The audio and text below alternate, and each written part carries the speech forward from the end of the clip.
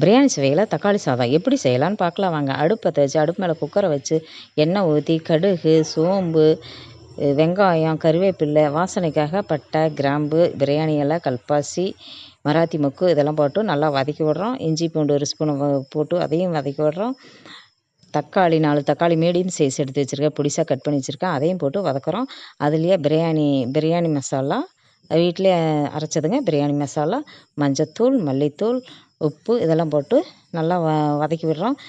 தக்காளி தொக்கு மாதிரி வந்ததும் நம்ம அரிசி 1 டம்ளர் ஊற வச்சுருக்கேன், அரிசி போட்டு அரிசி உடையாமல் பிரட்டி விடுறோம். அளவு 1 டம்ளர் அரிசிக்கு 2 டம்ளர் தண்ணி ஊற்றுறோம். நல்லா கொதி வந்ததும் மல்லித்தழையை பிச்சு போடுறோம். குக்கரை மூடியை போடுறோம், வெயிட்டரை போடுறோம்.